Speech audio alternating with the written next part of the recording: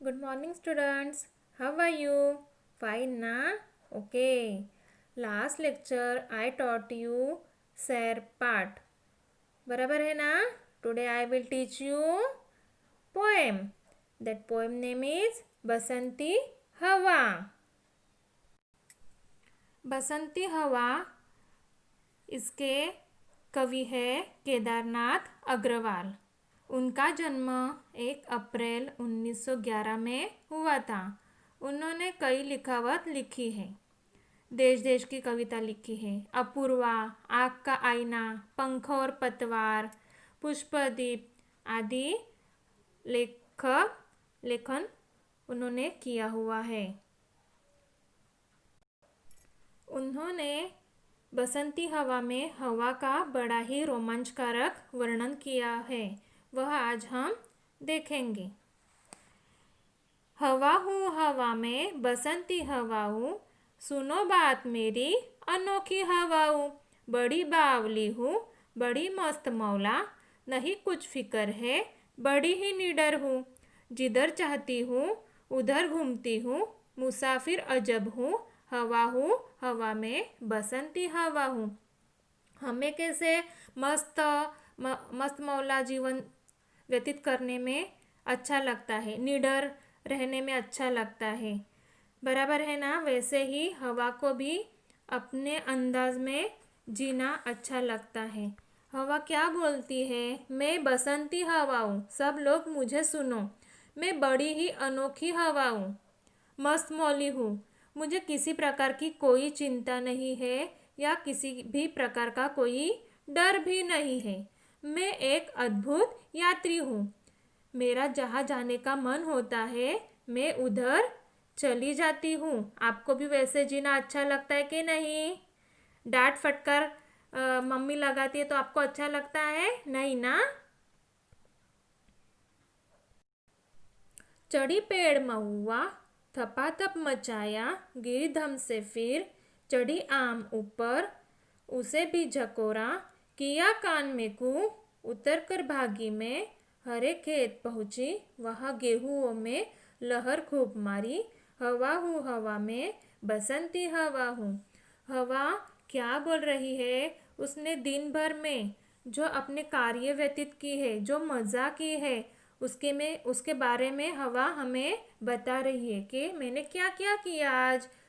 तो वो बता रही है, मैं महुआ के पेड़ पर जा चढ़ी और मैंने उसके पत्तों को खूब हिलाया. पत्तों से थप थप की आवाज़ आई. मैं धम से उस पेड़ से नीचे गिरी. फिर मैं आम के पेड़ पर चढ़ गई. उसे खूब झकझोरा, उसके कान में कू कहा और वहाँ से भाग गई. उसके बाद हवा गेहूं के खेत पहुंची. वहाँ गेहूं की बालियों के बीच में बहुत ही देर तक हवा लहरा रही थी. पहर दो पहर क्या अनेकों पहर तक, इसी में रही मैं खड़ी देख अलसी, लिए शीश कलसी, मुझे खूब सूझी, हिलाया झुलाया, गिरी पर न कलसी. इसी हार को पा, हिलाई न सरसों, झुलाई न सरसों, हवा हूँ हवा में बसंती हवा हूँ. अभी हवा ने क्या वर्णन किया है? इस चित्र में 2 प्रकार का वर्णन किया है कवि ने. हमें चित्र में एक औरत दिख रही है. उसके सिर पर एक घड़ा है. बराबर है. हवा जब चलती है तो अब सब उथल पुथल हो जाता है. उसने भी उस औरत के साथ मजाक करना चाहा. उसके सिर पर रखी हुई कलसी को हवा ने बहुत ही हिलाना चाहा, झुलाना चाहा, लेकिन उसकी कलसी को वो हवा हिला न सकी. दूसरा वर्णन ऐसे किया है कि यह पेड़ दिख रहे. वो कौन से पेड़ है? तो अलसी के पेड़ हैं. वो अलसी के पेड़, उनकी फुगनियों पर गोल गोल फल लगे हैं जो कलसी जैसे लग रहे हैं. और उसको हवा को मस्ती सूझी. हवा ने मस्ती करना चाहा और ये अलसी के पौधे पर चढ़कर जोर जोर से उसे हिलाया, झकझोरा, पर एक भी फल वह गिरा नहीं पाई. और हताश निराश होकर वो सरसों के खेत में जा पहुंची। वो हवा ने वहाँ मस्ती की और बाद में हवा बोल रही है कि मैंने सरसों के पौधे को बिल्कुल भी हिलाया और झुला नहीं पा रही। लेकिन हमें अच्छा जीवन व्यतीत करना खूब सुहाना लगता है, बराबर है। बंदिस्त जीवन हमें जीने में कोई रस नहीं रहता है। ऐसे हवा के जैसे निडर और मस्त मौला जिंदगी बिताने में ही हमें वह अच्छा लगता है। यही वर्णन बसंती हवा यह कविता में केदारनाथ अग्रवाल ने किया है। तो अब हम गृहपाठ के बारे में देखेंगे। चलो देखते हैं होमवर्क, बराबर है। पहला प्रश्न है, प्रश्न के उत्तर 1-2 वाक्यों में लिखना है। पहला प्रश्न है, बसंती हवा कैसी है? उसका उत्तर है, बसंती हवा अनोखी, बावली, निडर और मस्तमौली है। दूसरा प्रश्न देखो, बसंती हवा किस पेड़ पर चढ़कर थपाथप मचाती है? उसका उत्तर है, बसंती हवा महुआ के पेड़ पर चढ़कर थप थप मचाती है। तीसरा प्रश्न देखो, हवा हरे गेहूं के खेत में क्या करती है? उसका उत्तर है, हवा हरे गेहूं के खेत में गेहूं की बालियों के बीच में बहुत देर तक लहराती है। चौथा प्रश्न देखो, हवा किसे गिरा नहीं सकी? उसका उत्तर है, हवा औरत के सिर पर रखी हुई कलसी को गिरा नहीं सकी। प्रश्न क्रमांक 2, रिक्त स्थानों की पूर्ति कीजिए। पहला है, सुनो बात मेरी डैश हवा हूँ। उसका उत्तर है, अनोखी। दूसरा प्रश्न है, नहीं कुछ फिक्र है, बड़ी ही डैश हूँ। उसका उत्तर है, निडर। तीसरा प्रश्न देखो, गिरी डैश से फिर चढ़ी आम ऊपर। उसका उत्तर है, धम्मा।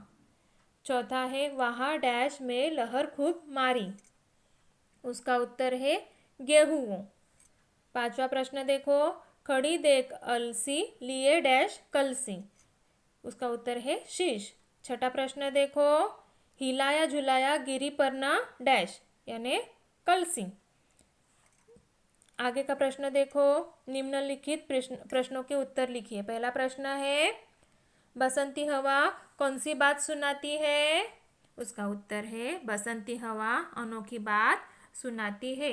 वह मस्त मौली है, उसे किसी प्रकार की चिंता या डर नहीं है।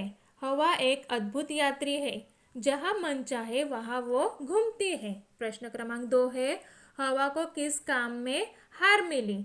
उसका उत्तर है, हवा ने अलसी के पौधे को जोर जोर से हिलाया पर भी एक भी फल नहीं गिरा सकी। इस काम में हवा को हार मिली।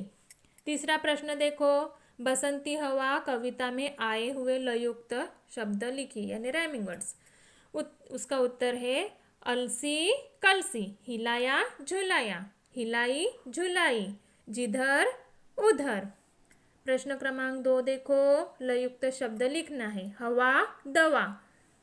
दूसरा है बावली सावली, सरसों। तीसरा है सरसों, उसका उत्तर है बरसों। चौथा है अलसी, वहाँ तुलसी भी लिख सकते हैं या कलसी भी लिख सकते हैं, बराबर है। पांचवा देखो प्रश्न, महुआ गेहुआ। प्रश्न क्रमांक 3 देखो, वचन बदलकर लिखने हैं, बराबर है। उस पहला है हवा हवाएं, दूसरा लहर लहरें, तीसरा झोंका, झोंका का उत्तर है झोंके, चौथा है कलसी कलसिया। प्रश्न क्रमांक 4 देखो, निम्नलिखित प्रश्नों के लिंग पहचान कर लिखना है। पहला है अनोखी, उसका उत्तर है स्त्रीलिंग। दूसरा है हिलाया, उसका उत्तर है पुल्लिंग। प्रश्न क्रमांक 5 देखो, ऋतुओं के नाम बताने हैं। उसका उत्तर है ग्रीष्म, वर्षा, शरद, हेमंत, शिशिर और वसंत। यह 6 ऋतु साल भर में आते हैं, पता है ना आपको? अभी यही आपका आज का होमवर्क है। जिनके पास वर्कबुक है वो वर्कबुक में फिल करो, जिनके पास नहीं है वो नोटबुक में भी फिल कर सकते हैं। बराबर है। आज का यही आपका होमवर्क है, 1 टाइम। अभी मिलते हैं अगले लेक्चर में। बाय बच्चों, टेक केयर।